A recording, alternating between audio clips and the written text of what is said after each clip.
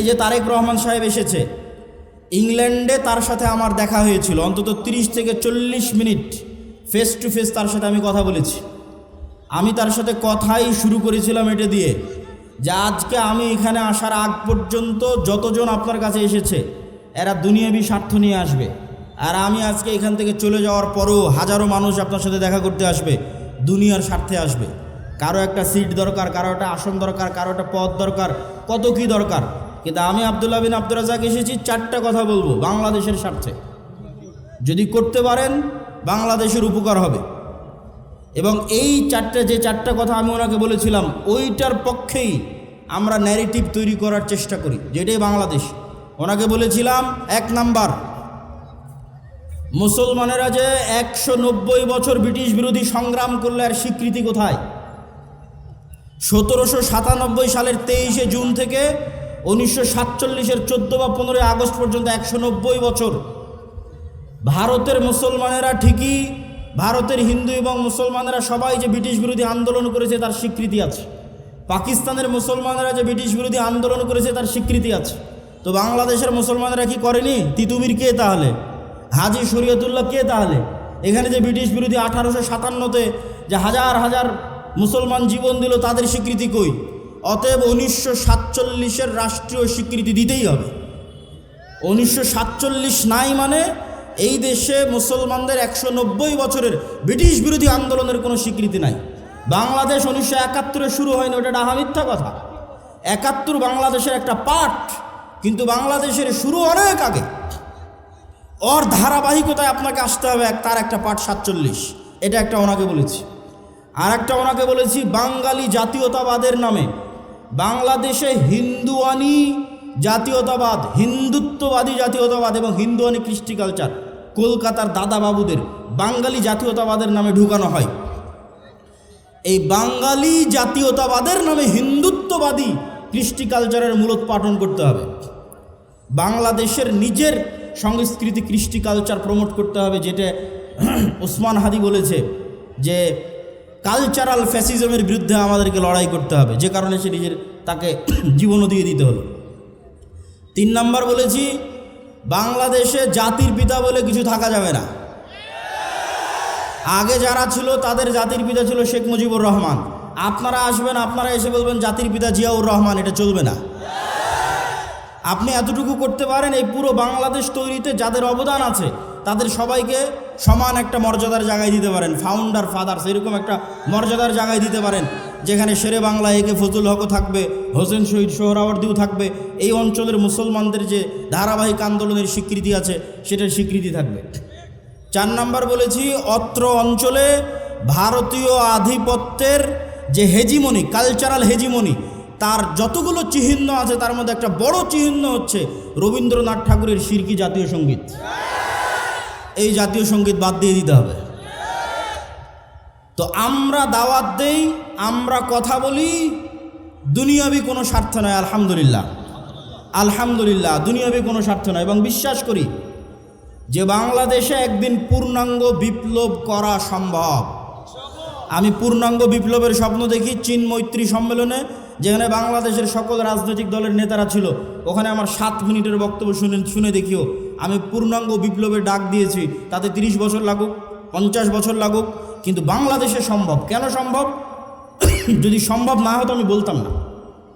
বাংলাদেশে কয়েকটা কারণে সম্ভব। বাংলাদেশের 90% মানুষের ভাষা বাংলা, বাংলাদেশের 90% মানুষের ধর্ম ইসলাম। যদি এরকম হতো চিটাগাংয়ের ভাষা হিন্দি, রাজশাহীর ভাষা বাংলা, ঠাকুরগাঁয়ের ভাষা পাঞ্জাবি, আর সিলেটের ভাষা হচ্ছে কি বলে ওর নাম, আর একটা ভাষা ধরলাম গুজরাতি অথবা ধরলাম বিহারি, তাহলে আমি বলতাম না বাংলাদেশে বিপ্লব সম্ভব নয়। আবার যদি দেখতাম না এখানে অর্ধেক পাঠান বাস করে, অর্ধেক পাঞ্জাবি বাস করে, অর্ধেক অমুক বাস করে না, তাহলে আমি বলতাম এখানে বিপ্লব সম্ভব নয়। আবার যদি দেখতাম এখানে 50% মানুষ হিন্দু, 50% মানুষ এখানে খ্রিস্টান, বিপ্লব সম্ভব নয়। বাংলাদেশে যে কোনো একটা আদর্শের উপর বিপ্লব খুবই সম্ভব, কেননা এখানে 90% মানুষের ভাষা বাংলা, বলে বাংলা, লেখে বাংলা, সংস্কৃতি বাংলা। আবার 90% মানুষই ইসলামে বিশ্বাস করে। ফলত এখানে আলাদা কোনো বিভেদ নাই। এখানে 20% মানুষও যদি তৈরি হয় যারা ঈমান বিল গায়বে ইয়াকিন রাখবে, আজকের যে কথা বলেছি, আজকের যে থিওরি দিয়েছি এবং সামনে এটার উপর আরও অনেক কাজ এবং গবেষণা এবং লিখিত দ্বিতীয় আর একটা বই আসবে আল্লাহর পথে যাত্রার উপর, আমি ওই পূর্ণাঙ্গ বিপ্লবে বিশ্বাস করি। কারো কাছে কোনো এক রাজনৈতিক দলের কাছে বিক্রি হয়ে গেলাম রাজনীতির কথা বলতে গিয়ে, আলহামদুলিল্লাহ আব্দুর রাজ্জাক বিন ইউসুফের ছেলে, ওই জন্য ইনশাআল্লাহ জন্ম হয়নি। আব্দুর রাজ্জাক বিন ইউসুফ ওই বক্তাও নয়, বড় থেকে বড় নেতার ঘরে যখন প্রবেশ করেছে, ছবি মূর্তি থেকেছে, যত বড় মন্ত্রী হোক, যত বড় মিনিস্টার হোক, আব্দুর রাজ্জাক বিন ইউসুফ দাঁড়িয়ে বলে যে ছবি মূর্তি সরাতে হবে, না হলে ঢুকবে না। অথচ বহু বক্তা ওই ঘরেই বসে আছে। মানে দুনিয়ার স্বার্থের কাছে বিক্রি হওয়া বক্তা আব্দুর রাজ্জাক বিন ইউসুফ নয়। তো আমিও যদি কোনোদিন মনে করি দুনিয়ার স্বার্থের কাছে বিক্রি হয়ে যাচ্ছি, তো বক্তব্য দেওয়াই বন্ধ করে দেবো, দাওয়াত দেওয়াই বন্ধ করে দেবো। কিন্তু আব্দুর রাজ্জাক বিন ইউসুফ যে আমানতের, ন্যায়পরায়ণতার এবং যে বিশ্বাসের একটা মানদণ্ড নির্ধারণ করে গেছে, ওইটার সাথে ইনশাল্লাহ খেয়ানত করবো না। আল্লাহ যদি আমাকে কবুল করে, তো আমাকে দিয়ে বাংলাদেশে পূর্ণাঙ্গ বিপ্লবের যদি আল্লাহ সুবহানাহু ওয়া তাআলা কবুল করে, করুক। আর আল্লাহ সুবহানাহু ওয়া তাআলা যদি কবুল না করে, তো আমার জায়গা থেকে এই দাওয়াতের মধ্যেই সীমাবদ্ধ। আগামী 50 বছর পর বাংলাদেশে এরকম যুবক তৈরি হবে যারা ইসলামী বিপ্লব, পূর্ণাঙ্গ ইসলামী বিপ্লব করবেই করবে, আজ না হলে ঈসা আলাইহিস সালামের যুগে হবে। কিন্তু আমরা বিক্রি হওয়ার মধ্যে নয় ইনশাআল্লাহ। আর ওইভাবে আমাদেরকে আমার মা এবং বাবা বড়ও করেনি, আলহামদুলিল্লাহ। দুনিয়ার কারো কাছে কোনো কিছুর জন্য মুখাপেক্ষী নয়, আলহামদুলিল্লাহ। আল্লাহ সুবহানাহু ওয়া তাআলা যেন এটার উপর ঈমান পর্যন্ত, মৃত্যু পর্যন্ত থাকার তৌফিক দান করে, আল্লাহুম্মা আমিন। মুসলমানদের বিজয় হয় না। 3, আল্লাহর সাহায্য পাওয়ার রাস্তা হচ্ছে সৎ আমল। 4, সত্যবাদিতা ও ন্যায়পরায়ণতা। 5, জ্ঞান এবং শিক্ষা। ঈমান বিল গায়বে ইয়াকিন মানে যা দেখা যায় না, অদৃশ্য, সেটার উপর ইয়াকিন রাখা। যেমন আমি আজকে এখানে উপস্থিত হয়েছি, হব কি হব না এটা নিয়ে সন্দেহ, কিন্তু উপস্থিত হওয়ার পর আপনার সন্দেহ দূর হয়ে গেছে। না, আব্দুল্লাহ বিন আব্দুর রাজ্জাক উপস্থিত হয়েছে, এই যে সন্দেহ দূর হয়ে গেল, এটাকে বলে ইয়াকিন। তো আমাকে দেখে, আমার বক্তব্য শুনে আপনার মধ্যে যেই মানের বিশ্বাস কাজ করতেছে, এখন এই জায়গায় যে ফেরেশতারাও উপস্থিত আছে, এটার উপর যেই দিন ওই মানের বিশ্বাস কাজ করবে, সেই দিন বিজয়ের রাস্তা শুরু হয়ে যাবে। আমাদের বিশ্বাসে দুর্বলতা আছে। আমরা মনে করি আগামীকাল মারা যাব, পরশুদিন মারা যাব, আরও হয়তো 5 বছর বাঁচব, আরও হয়তো 10 বছর বাঁচব। কিন্তু ঈমান বিল আখিরাহ, পরকালের উপর ইয়াকিন রাখা মানে হচ্ছে আমরা মারা গেছি। মৃত্যুকে নিজের হাতের মুঠোয় নিয়ে নেওয়া, এটার জন্য ভয় না পাওয়া, এটার জন্য পিছপা না হওয়া, নিজে কল্পনা করে নেওয়া যে আমরা মারা গেছি। এবং এই কল্পনা যদি আমরা একবার করতে পারি, তাহলে যে কোনো সিদ্ধান্ত নিতে আমাদের জন্য সুবিধা হবে। ঈমান বিল গায়বে ইয়াকিন ছাড়া কেন মুসলমানদের বিজয় হয় না? মুসা আলাইহিস সালাতু ওয়াস সালাম যে অবস্থায় দুর্বল ছিলেন, ফেরাউনের বিপরীতে আমরা তার চেয়ে বেশি দুর্বল। বরং মুসা আলাইহিস সালাতু ওয়াস সালাম ফেরাউনের তুলনায় যা দুর্বল ছিলেন, আমরা অত দুর্বল নই, আমাদের চেয়ে বেশি দুর্বল মুসা আলাইহিস সালাতু ওয়াস সালাম। আরও স্পষ্ট করে বললে, গাজার মুসলমানেরা আজকের ইসরায়েলের তুলনায় যা দুর্বল, আজ থেকে 4000 বছর আগে মুসা আলাইহিস সালাম ফেরাউনের তুলনায় তার চেয়ে বেশি দুর্বল। নবী হিসেবে মুসা আলাইহিস সালাতু ওয়াস সালামকে দেখতে যত বড় মনে হচ্ছে, ওনার উঠে আসাটা তত করুণ এবং তত অসহায়। মানে যত অসহায় এবং করুণ অবস্থা থেকে উঠে এসেছে, পৃথিবীতে আর কোনো নবী এতটা অসহায়, এতটা করুণ অবস্থা থেকে উঠে আসেনি। তো মুসা আলাইহিস সালাতু ওয়াস সালাম যে বিজয়ী হচ্ছেন, ফেরাউন যে পরাজিত হচ্ছে, এটার একটাই রাস্তা, সেটা যে ঈমান বিল গায়বে ইয়াকিন। মুসা আলাইহিস সালাতু ওয়াস সালামের হাতের লাঠি যখন সাপে পরিণত করে দিলেন আল্লাহ, এটার মাধ্যমে মুসা আলাইহিস সালামের যখন ইয়াকিন তৈরি হলো আল্লাহর শক্তি, আল্লাহর ক্ষমতার উপর, তখন ওনার অন্তরে এই বিশ্বাস ঢুকে গেল যে লা হাওলা ওয়ালা কুওয়াতা ইল্লা বিল্লাহ। লা হাওলা ওয়ালা কুওয়াতা ইল্লা বিল্লাহ, এই বাক্যের অর্থ এটা নয় যে ফেরাউনের শক্তি আল্লাহর শক্তির তুলনায় দুর্বল, জি না। এই বাক্যের অর্থ এটা নয় যে ফেরাউনের শক্তি আল্লাহর শক্তির তুলনায় কম, জি না। এই বাক্যের অর্থ হচ্ছে আল্লাহর শক্তির তুলনায় ফেরাউনের শক্তি 0। যেই দিন মুসা আলাইহিস সালামের অন্তরে এই বিশ্বাস তৈরি হয়ে যাবে, সেই দিন মুসা আলাইহিস সালাম ফেরাউনকে দাওয়াত দিতে পারবে, ফেরাউনের মুখোমুখি হতে পারবে, বিক্রি হবে না, আল্লাহর উপর ভরসা রাখতে পারবে। তো আপনার অন্তরে যেই দিন এরকম বিশ্বাস তৈরি হয়ে যাবে যে আমেরিকা এবং ভারতের শক্তি আল্লাহর শক্তির তুলনায় কম না, আল্লাহর শক্তির তুলনায় দুর্বল, জি না, আল্লাহ সুবহানাহু ওয়া তাআলার শক্তির তুলনায় জিরো, শূন্য। এই বিশ্বাস যেই দিন অর্জন করে নিতে পারবেন সেই দিন বিজয়ের রাস্তা শুরু। এই বিশ্বাসের নামই হচ্ছে ঈমান বিল গায়বে ইয়াকিন।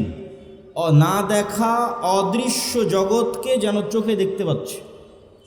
লিনুরিয়াহু মিন আয়াতিনা, মুহাম্মদ সাল্লাল্লাহু আলাইহি ওয়াসাল্লামকে মেরাজের সফর করানো হয়েছে আল্লাহর নিদর্শন দেখানোর জন্য। যে জান্নাতের কথা শুনতা ওই জান্নাত চোখে দেখো, যে জাহান্নামের কথা শুনতা ওই জাহান্নাম চোখে দেখো। তাহলে আমরা ঈমানের যে 6টা অধ্যায় পড়ি, এই 6টার ওপর যেই দিন আমাদের বিশ্বাস ইয়াকিনের পর্যায়ে চলে যাবে, যেন আমরা দেখতে পাচ্ছি, ওই দিন আমাদের মুক্তির রাস্তা শুরু।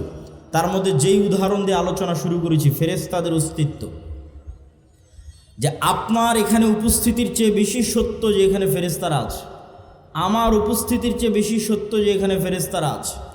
এই পর্যায়ের যেই দিন ইয়াকিন অর্জন হবে, যেন আপনি ফেরেশতাদের দেখতে পাচ্ছেন, যেন আপনি জান্নাত জাহান্নাম দেখতে পাচ্ছেন, যেন আপনি বিশ্বাস করে নিয়েছেন যে আপনি মারা গেছেন, সেই দিন আর মুসলমানেরা বস্তুবাদী থাকবে না।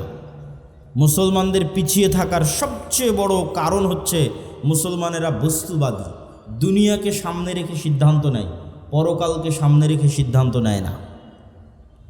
পরকালকে সামনে রেখে সিদ্ধান্ত না নেওয়ার কারণেই ন্যায়পরায়ণতা, আমানতদারিতায় ঘাটতি তৈরি হয়, যেটা আমাদের বক্তব্যের 4 নম্বর পয়েন্টে আছে। পয়েন্ট নাম্বার 2, আল্লাহর সাহায্য ছাড়া ইসলাম এবং মুসলমানদের বিজয় হয় না। রাসূলুল্লাহ সাল্লাল্লাহু আলাইহি ওয়াসাল্লাম সর্বশেষ এবং সর্বশ্রেষ্ঠ নবী হওয়ার পরেও, সর্বশ্রেষ্ঠ রাসূল হওয়ার পরেও তিনি একটা যুদ্ধেও ততক্ষণ বিজয় লাভ করতে পারেননি যতক্ষণ কার সাহায্য না পেয়েছেন? আল্লাহর সাহায্য। দলিল, বদরের যুদ্ধের দিন রাসূলুল্লাহ সাল্লাল্লাহু আলাইহি ওয়াসাল্লাম বদরের যুদ্ধের আগের রাতে লম্বা সালাত আদায় করছেন। বদরের যুদ্ধের দিন তাঁবুতে খিমায় হাত উঠিয়ে দোয়া করতে করতে করতে করতে এত উঁচুতে হাত উঠিয়েছেন যে তার গায়ের চাদর খুলে পড়ে গেছে, যে চাদর গায়ে ছিল সেটা খুলে নিচে পড়ে গেছে। তার লম্বা সালাত এবং লম্বা দোয়া দেখে আবু বকর রাদিয়াল্লাহু তাআলা আনহু ক্লান্ত হয়ে গেছেন, যে কাফাকা মুনাশাদাতাকা রব্বাক, আপনি নবী হয়ে আপনি যত সালাত আদায় করছেন, আল্লাহর কাছে যত দোয়া করছেন, তো অনেক। নবীরও এত সালাত এত দোয়ার প্রয়োজন হয়? সম্মানিত উপস্থিতি, তাহলে মুহাম্মদ সাল্লাল্লাহু আলাইহি ওয়াসাল্লাম আমার এবং আপনার চেয়ে ভালো জানেন, আমার এবং আপনার চেয়ে ভালো বুঝেন যে তিনি বদরের যুদ্ধে কার সাহায্য ছাড়া জিততে পারবেন না? আল্লাহর সাহায্য ছাড়া। আবার ঠিক তিনি এটা আমার এবং আপনার চেয়ে ভালো বুঝেন যে আল্লাহর সাহায্য আসমান থেকে এমনি এমনি নামে না। আল্লাহর সাহায্য আসমান থেকে নামাতে হলে আমি মুহাম্মদ যতই সর্বশ্রেষ্ঠ নবী আর রাসূল হই, আমাকে রাতের সালাত আদায় করতে হবে। তাহলে মুহাম্মদ সাল্লাল্লাহু আলাইহি ওয়াসাল্লাম সর্বশ্রেষ্ঠ রাসূল হওয়ার পরেও আল্লাহর সাহায্য নিবেন, এই জন্য উনি রাতে সালাত আদায়ের মুখাপেক্ষী। আর আমরা মুসলমানেরা, জাদুরানির মুসলমানেরা, ঠাকুরগাঁওয়ের মুসলমানেরা ইসলাম কায়েম করে ফেলে দিব 5 ওয়াক্ত সালাত আদায় না করেই, তাকবীর দিয়ে, মিছিল মিটিং দিয়ে আর সম্মেলন দিয়ে। জি না, নবীরা যেই রাস্তায় গেছে ওটাই রাস্তা, নবীদের রাস্তায় রাস্তা, ওটা গায়েবে নির্ধারিত রোড ম্যাপ। সালাত পৃথিবীর সর্বশ্রেষ্ঠ টেকনোলজি, যা আসমান থেকে আল্লাহর সাহায্য পৃথিবীতে নেমে আনতে পারে, টেনে নিচে নামিয়ে আনতে পারে। টেকনোলজি বললাম বুঝার সুবিধার্থে, এবং টেকনোলজি বলে একটা উদাহরণও দিই যাতে আপনার বুঝতে সুবিধা হয়। এই যে মোবাইল, এই মোবাইল লক হয়ে আছে, এটা আনলক হবে, এখানে একটা পাসওয়ার্ড দেওয়া আছে, ওই পাসওয়ার্ড বসালে, অথবা ফিঙ্গারপ্রিন্ট দেওয়া আছে, ফিঙ্গারপ্রিন্টের সাথে মিললে, অথবা ফেস ভেরিফিকেশন যদি করানো থাকে, ডানে বামে আমার চেহারা যদি চিনে থাকে, তাহলে ফেস ভেরিফিকেশন দিয়ে মোবাইল খুলবে।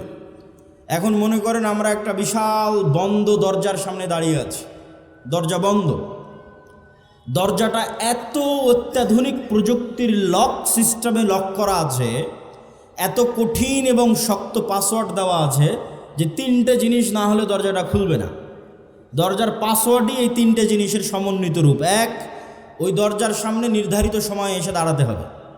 এমনি এক সময়ে এসে পাসওয়ার্ড চাপ দিলাম হবে না। নির্ধারিত যে টাইম ফ্রেম দেওয়া আছে ওই টাইম ফ্রেমে ওই দরজার সামনে আসতে হবে। আসলাম, এসে ওই দরজাতে যেই পিকচার, যেই ছবি, যেই চিত্র ইনস্টল করা আছে আমাকেও হুবহু ওই চিত্র, ওই ছবি ধারণ করতে হবে। তাহলে একটা নির্ধারিত টাইমে উপস্থিত হলাম, নির্ধারিত চিত্র, ওই যে আমার ফেস ভেরিফিকেশন, ফিঙ্গারপ্রিন্ট, ওই নির্ধারিত চিত্রটা সেখানে আমি দিলাম। সেম টাইমে আমার মুখ থেকে একটা সেম সাউন্ড বের হতে হবে, যে সাউন্ড ওই দরজা বুঝে, যে এই সাউন্ড যদি এই চিত্রের সাথে কানেক্ট হয় আর টাইম যদি কানেক্ট হয়, তাহলে কি উদাহরণ বুঝেন?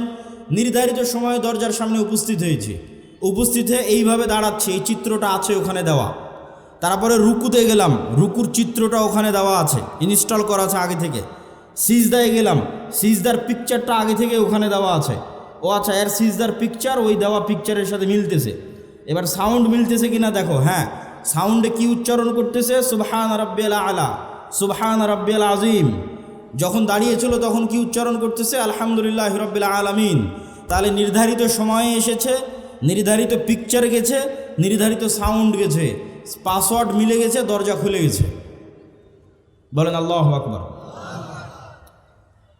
সালাত এর চাইতে উন্নত প্রযুক্তি। আমি বুঝানোর সুবিধার্থে বললাম, পৃথিবীতে কেউ আল্লাহ সুবহানাহু ওয়া তাআলার সাহায্য পেতে চায় তাহলে তার জন্য সর্বশ্রেষ্ঠ মাধ্যম কি বলেন তো? সালাত। রাসূল সাল্লাল্লাহু আলাইহি ওয়াসাল্লামের জীবন পরিপূর্ণ হয়ে আছে, নবীদের জীবন পরিপূর্ণ হয়ে আছে বিপদে উদ্ধার হওয়ার জন্য সালাত। সূর্যগ্রহণের সালাত, চন্দ্রগ্রহণের সালাত, বৃষ্টি হয় না সালাত, মৃত ব্যক্তি মারা গেছে তার জন্য সালাত, যুদ্ধের মাঠেও সালাত। যুদ্ধের মাঠে দুনিয়ার যুক্তিতে তো সবাই মিলে যুদ্ধ করলে ভালো হয়, তো আল্লাহ নবী বলছে না, অর্ধেক যুদ্ধ করো, সালাতের সময় হয়ে গেছে, বাকি অর্ধেক সালাত আদায় করো। কেননা এই যুদ্ধে কার সাহায্য ছাড়া জিততে পারবে না? আর আল্লাহর সাহায্য কোন টেকনোলজির মাধ্যমে পৃথিবীতে নেমে আসে? সালাত দিয়ে। অতএব মুসলমানেরা, তোমাদের বিজয় সম্ভব নয় সালাত ছাড়া। 5 ওয়াক্ত সালাত যা আদায় করে না, ওর সাথে আল্লাহর কোনো সম্পর্ক নাই, ওকে আল্লাহ গণায় ধরে না, কাউন্টে আসে না, গন্তির মধ্যে পড়ে না। তাহলে 5 ওয়াক্ত সালাতবিহীন কোটি কোটি মানুষও যদি ভোট দিয়ে দেয়, মানুষ ক্ষমতায় যেতে পারে, ইসলাম যাবে না, ইসলাম বিজয় হবে না। ইসলাম বিজয় হওয়ার জন্য রুট লেভেল থেকে শুরু করতে হবে। 5 ওয়াক্ত সালাত তার মধ্যে 1 নাম্বার জরুরি। 5 ওয়াক্ত সালাত দিয়ে আসমান থেকে আল্লাহর সাহায্য নেমে আসে। আল্লাহর সাহায্য আসমান থেকে নেমে আসে আর একটা বড় ইবাদত, তার নাম জিকির। সকাল সন্ধ্যার জিকির, সকাল সন্ধ্যার জিকির দিয়ে আল্লাহ সুবহানাহু ওয়া তাআলার সাহায্য পৃথিবীতে নেমে আসে, অথবা শুধু জিকির দিয়ে। এই জিকিরও এক প্রকার টেকনোলজি, বুঝানোর সুবিধার্থে বলতেছি, যাতে আপনি জিকির করতে উদ্বুদ্ধ হন, যাতে আপনার জিকির করতে ভালো লাগে, এই জন্য বুঝাচ্ছি। এই যে আজকে আমার সামনে ক্যামেরা আছে, মোবাইল আছে, এগুলো সব লাইটের ওয়েভ, আলোর যে তরঙ্গ আছে ওইটার উপর আধুনিক সভ্যতা দাঁড়িয়ে আছে। আমি মোবাইলে কথা বলছি, আমার কথা আমেরিকা চলে যাচ্ছে লাইভ দিয়ে, এখন মানুষ আমেরিকায় বসে শুনতেছে, মেসেজ দিচ্ছি, ইন্টারনেট চালাচ্ছি। এই পুরো সভ্যতাটা দাঁড়িয়ে আছে আলোর ওয়েভ তরঙ্গের উপর। আর আরেকটা টেকনোলজি যেটা পৃথিবীর কোনো বিজ্ঞানীর কাছে নাই, সেটার নাম সাউন্ড টেকনোলজি। এই টেকনোলজির কিছু জ্ঞান আল্লাহ সুবহানাহু ওয়া তাআলা সুলাইমান আলাইহিস সালাতু ওয়াস সালামকে দিয়েছিলেন। পৃথিবীর কোনো টেকনোলজি দিয়ে রানী বিলকিসের সিংহাসন চোখের পলক ফেলার আগে সুলাইমানের দরবারে উপস্থিত হয়ে যাবে, এরকম কোনো টেকনোলজি পৃথিবীতে নাই। এখনকার বিজ্ঞানীরা আবিষ্কার করতে পারেনি। হ্যাঁ, পৃথিবীর সবচেয়ে শক্তিশালী টেকনোলজির নাম সাউন্ড টেকনোলজি, যেটা পৃথিবীর কোনো বিজ্ঞানীর কাছে নাই।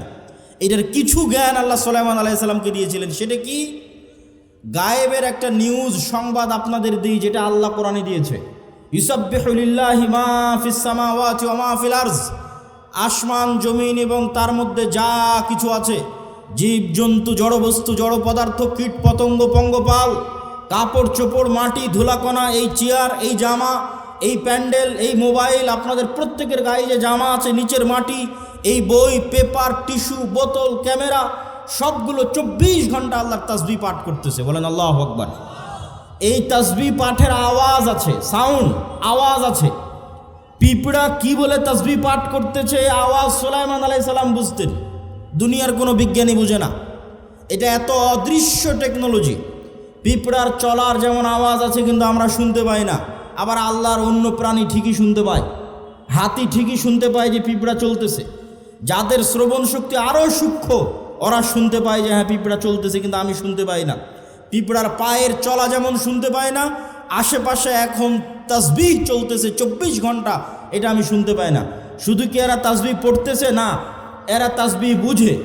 আমি যদি বলি সুবহানাল্লাহ, তাহলে এই কাঠের চেয়ার বুঝে যে আমি সুবহানাল্লাহ বললাম, আল্লাহর তাসবিহ পাঠ করলাম। আমি যদি বলি লা ইলাহা ইল্লাল্লাহ, তাহলে এই মাইক বুঝতেছে আমি এখন লা ইলাহা ইল্লাল্লাহ বলতেছি। এই জন্য রাসূল সাল্লাল্লাহু আলাইহি ওয়াসাল্লাম বলেন, মুয়াজ্জিন যখন আজান দেয়, মুয়াজ্জিনের আওয়াজ যত দূর পর্যন্ত যায় অত দূর পর্যন্ত পৃথিবীর প্রত্যেক জীব জন্তু, জড়বদাস্ত, কীট পতঙ্গ, পঙ্গপাল যা আছে এর প্রত্যেকটাই ওই আওয়াজ শুনে, বুঝে এবং ওই আওয়াজের পক্ষে কিয়ামতের মাঠে আল্লাহর দরবারে সাক্ষী দিবে। আল্লাহু আকবার। তাহলে সাউন্ড, এই সাউন্ড এরা 24 ঘন্টা এখান থেকে সাউন্ড নির্গত করতেছে। সম্মানিত উপস্থিতি, আল্লাহ সুবহানাহু তাআলা আমাদের আজকের এই বক্তব্য বুঝার তৌফিক দান করুক। জিকির কেন পাওয়ারফুল, জিকির কেন শক্তিশালী, এটা আমরা বুঝার চেষ্টা করি। সাউন্ড কেন পাওয়ারফুল? আল্লাহ আসমান এবং জমিন তৈরি করলেন কুন ফায়াকুন, আল্লাহ হও বললে হয়ে যায়। আল্লাহ বললেন আসমান এবং জমিন ধ্বংস করব, আওয়াজ সেট করে দিলেন। ইসরাফিল কান খাড়া করে আছে, সামনে বাঁশি আছে, ফু দিবে, আওয়াজ তৈরি হবে। আল্লাহর আদেশে ইসরাফিল আওয়াজ তৈরি করবে।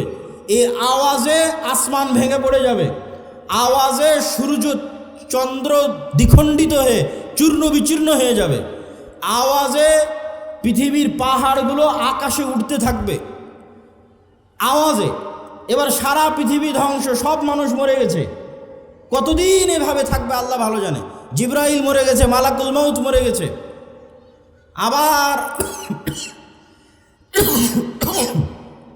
আবার আর একটা আওয়াজ হবে, সেই আওয়াজে পৃথিবীর সব মানুষ জীবিত হয়ে উঠবে। আওয়াজ কত পাওয়ারফুল হতে পারে যে আওয়াজে সব ধ্বংস হয়ে গেল, আবার আওয়াজে সব জীবিত হয়ে উঠতেছে। আওয়াজ এত পাওয়ারফুল।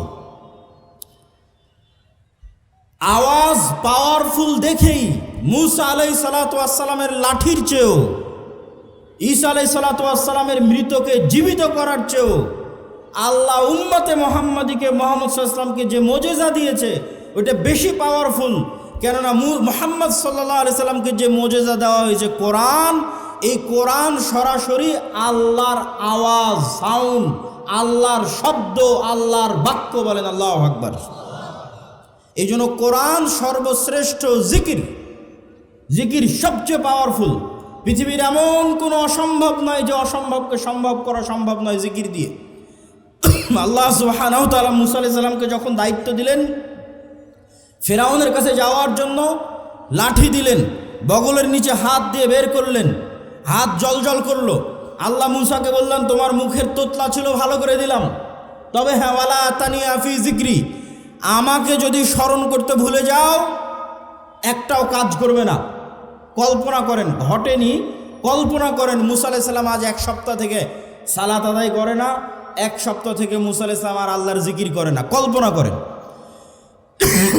এখন 7 দিনের দিন মুসা আলাইহিস সালাম 1 সপ্তাহ থেকে সালাত আদায় না করে, জিকির না করে এখন লাঠি ছাড়ে, লাঠি আর সাফ হয় না। লাঠি সমুদ্রে মারে আর রাস্তা তৈরি হয় না। লাঠি পাথরে আঘাত করে আর ঝর্ণা তৈরি হয় না। সব ডিঅ্যাক্টিভেট হয়ে গেছে। ফেসবুকের অ্যাকাউন্ট যেমন ডিঅ্যাক্টিভেট হয়ে যায়, হোয়াটসঅ্যাপ যেমন ডিঅ্যাক্টিভেট হয়ে যায়, ডিঅ্যাক্টিভেট হয়ে গেছে। ওইটা অ্যাক্টিভেট থাকবে কিভাবে? কাল্ব, পৃথিবীর সর্বোন্নত প্রযুক্তির মেশিন কাল্ব, এইটা যখন জিকিরের মাধ্যমে আল্লাহর সাথে কানেক্টেড। আল্লাহ মুসাকে বলছে ওয়ালা তানিয়া ফি জিক্রি, লাঠি দিয়েছি, জিহ্বা ঠিক করে দিয়েছি, বগলের নিচ দিয়ে হাত বের করলে আলো হয়, ভাইকে দিয়েছি সকল শক্তি ক্ষমতা সাহায্য সব থাকবে। তোমার অন্তর যদি আল্লাহর সাথে জিকিরে কানেক্টেড থাকে তো লাঠি সমুদ্রে মারলে রাস্তাও তৈরি হবে, লাঠি পাথরে আঘাত করলে ঝর্ণাও তৈরি হবে, যত টেকনোলজি তোমাকে দেওয়া আছে সব অ্যাক্টিভেট থাকবে, কেননা তুমি আল্লাহর সাথে জিকিরের মাধ্যমে কানেক্টেড ছিল। বলেন আল্লাহু আকবার। এই জন্য জিকির সবচেয়ে পাওয়ারফুল টেকনোলজি। জাকারিয়া আলাইহিস সালাতু ওয়াস সালাম বলেন, আল্লাহ আমার সন্তান দরকার। আল্লাহ বললেন সন্তান হবে। জাকারিয়া আলাইহিস সালাতু ওয়াস সালাম নিজেই বিশ্বাস করতে পারেন না সন্তান হবে। বলেন আল্লাহ আলামত বলেন। আল্লাহ বলেন আলামত হচ্ছে সকাল সন্ধ্যায় জিকির করবে, এটাই আলামত, এটা দিয়েই তোমার সন্তান হবে। এই বার্ধক্য বয়সী বন্ধা স্ত্রীর সন্তান হয়ে যাবে আল্লাহর জিকিরের মাধ্যমে, সকাল সন্ধ্যার জিকিরের মাধ্যমে। সম্মানিত উপস্থিতি, তাহলে আমাদের 3 নাম্বার পয়েন্ট শেষ। 1, মুসলমানদের বিজয়ের জন্য ঈমান বিল গায়বে ইয়াকিন লাগবে। 2, আল্লাহর সাহায্য ছাড়া বিজয় হয় না। 3, আল্লাহর সাহায্য পৃথিবীতে আনার জন্য সালাত লাগবে, জিকির লাগবে, ইবাদত লাগবে। নামাজ না পড়ে, নবী রাসূলের সুন্নাতের অনুসরণ না করে কেউ বলবে আমি ইসলাম এবং মুসলমানদের বিজয় করব, কালেমার পতাকা বিজয় করব, আর নিজের উপকার হতে পারে, ইসলাম এবং মুসলমানদের বিজয় হবে না। আর 2টা পয়েন্ট দিয়ে বক্তব্য শেষ। তারপরে যদি আপনাদের কোনো প্রশ্ন উত্তর থাকে 5 মিনিট প্রশ্ন উত্তর, তারপরে পাগড়ি পরিধান। 2টা কি? সত্যবাদিতা, ন্যায়পরায়ণতা, জ্ঞান এবং শিক্ষা। এই যেমন মোবাইল তৈরি করেছে, মোবাইল যারা তৈরি করেছে, এই মোবাইলের একটা বাটন আছে ফ্ল্যাশ লাইট জ্বালানোর জন্য। এই যে চাপ দিলাম ফ্ল্যাশ লাইট জ্বলতেছে। এখন এই মোবাইলের এই ফ্ল্যাশ লাইটে যদি হিন্দু চাপ দেয় জ্বলবে না? জ্বলবে না। যদি খ্রিস্টান চাপ দেয় জ্বলবে না? জ্বলবে না। মুসলমান চাপ দিলে না, ওকে বলা আছে যে হিন্দু চাপ দিলে জ্বলবি না, মুসলমান চাপ দিলে জ্বলবি, বা মুসলমান চাপ দিলে জ্বলবি না, হিন্দু চাপ দিলে জ্বলবি না। আল্লাহ নিজে এই পৃথিবীকে একটা ফাংশনের উপর ডেভেলপ করেছে। এই পৃথিবীতে আল্লাহর কিছু মূলনীতি আছে। যেমন আল্লাহ পৃথিবীতে আগুন তৈরি করেছে জ্বালানোর জন্য। আল্লাহ পৃথিবীতে ছুরি, লোহা ধার দিলে মানুষকে কাটবে। এখন লোহা, ছুরি ধার দিয়ে তরবারি বানিয়ে যদি আল্লাহর নবীর চাচা হামজার গলাতেও চালানো হয় তো ছুরি বলবে না যে না এটা তো হামজার গলা, চলবো না, চলে গেছে, হামজা মরে গেছে, শহীদ হয়ে গেছে। বদরে, উহুদে, খন্দকে অসংখ্য সাহাবী শহীদ হয়েছে। তো কই ছুরি তো থামেনি যে না এটা অমুকের গলা, চলবো না। যে না, আল্লাহ যেটার উপর পৃথিবীকে যেই কাজের জন্য সৃষ্টি করেছে, যেই সিস্টেমের উপর ডেভেলপ করেছে, ওটা এখন যে ব্যবহার করবে অরটাই কাজ করবে। ব্যবহার করুক এখন কাফের, মুশরিক, মুনাফিক, আর ব্যবহার করুক মুসলমান, মুত্তাকি, আল্লাহওয়ালা, সেটা দেখার বিষয় না। হ্যাঁ, আল্লাহ নিজের নিয়ম ভাঙ্গেন, নিজের তৈরি করা নিয়ম ভাঙ্গেন। যেমন আগুনকে তৈরি করা হয়েছে জ্বালানোর জন্য, তো ইব্রাহিমকে জ্বালায়নি, কিন্তু ওই আগুনই আবার ঠিকই সূরা বুরুজে আসহাবুল উখদুদ পুরো একটা জাতিকে, মনে করেন পুরো জাদুরানির সব মানুষকে জ্বালিয়ে দিয়েছে। সবাই মুমিন, আল্লাহ নিজে বলছে সব জ্বলে মরে গেছে, থামায়নি। সম্মানিত উপস্থিতি, তাহলে আল্লাহ এই পৃথিবীকে ডেভেলপ করেছে 2টা ফাংশন দিয়ে নেতা হওয়া যায়। মুসলমানেরা যদি বলে আমরা আজ থেকে গোলাম থাকতে চাই না, নেতা হতে চাই, তাহলে পৃথিবীতে 2টা ফাংশন আল্লাহ দিয়ে রেখেছে নেতা হওয়ার জন্য। একটার নাম জ্ঞান ও শিক্ষা, আর একটার নাম সত্যবাদিতা ও ন্যায়পরায়ণতা।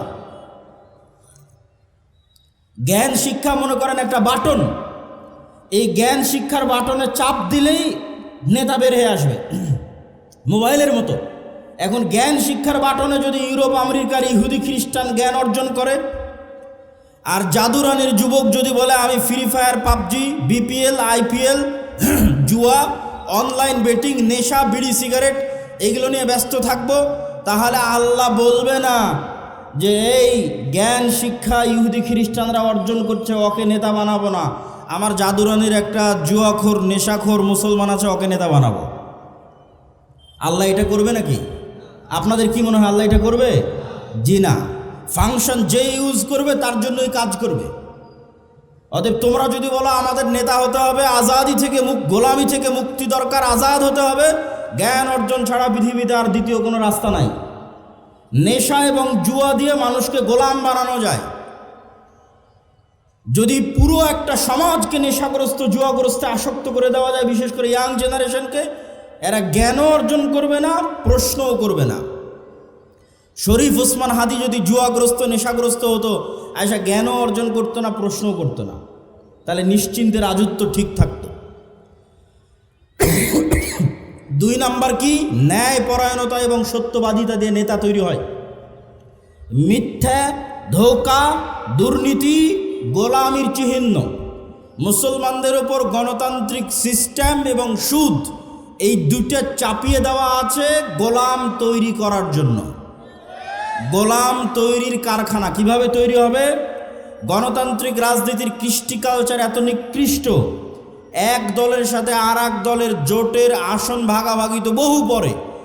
এক আসনের একই দলের 5 জন মনোনয়ন প্রার্থী যদি লবিং না করে, যদি লিয়াজু না করে, যদি টাকা পয়সার লেনদেন না করে, যদি মিথ্যা বলে আর একজনকে নিচে তার দুর্নাম করে নিচে নামাতে না পারে, যদি ধোঁকাবাজির অভিনয়ের গেম না খেলে, ও জীবনে কোনোদিন মনোনয়ন নিয়ে আসতে পারবে না।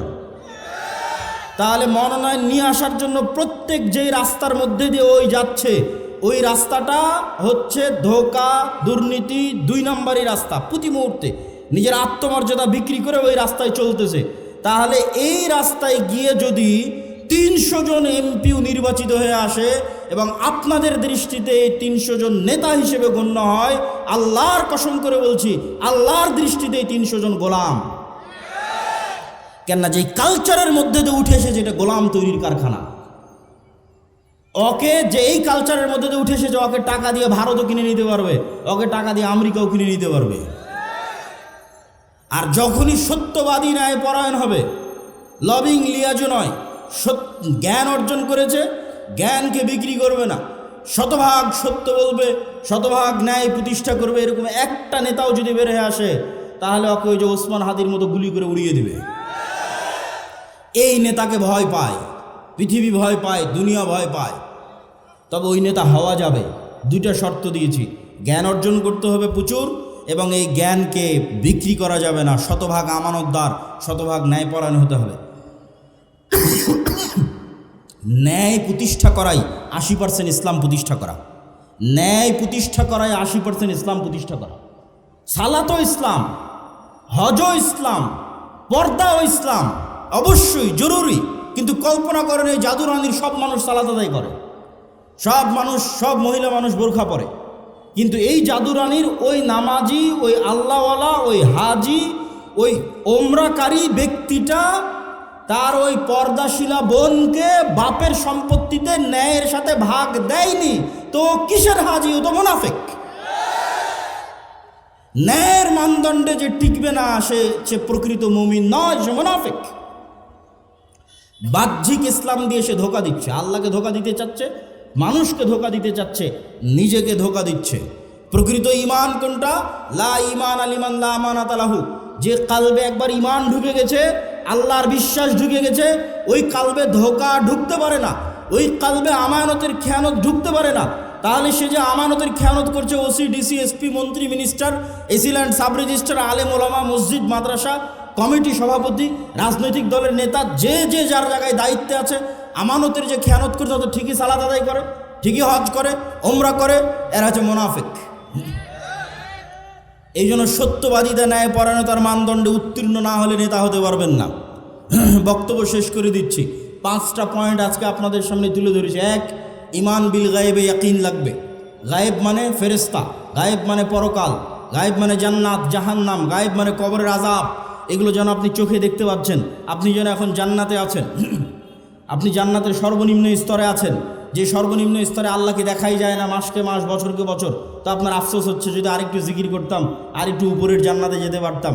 তথা দুনিয়ার জীবন কিছুই নয়, এটা সফরের মধ্যে একটা বিরতি মাত্র। আজকে ঢাকা থেকে বিমান হয়ে জাদুরানিতে এসেছি, এই আধা ঘন্টা আমার জাদুরানিতে থাকা আর পৃথিবীতে 60 বছর থাকা সমান। এইটার উপর যেদিন ইয়াকিন চলে আসবে, ওই দিন আপনি আর বিক্রি হবেন না।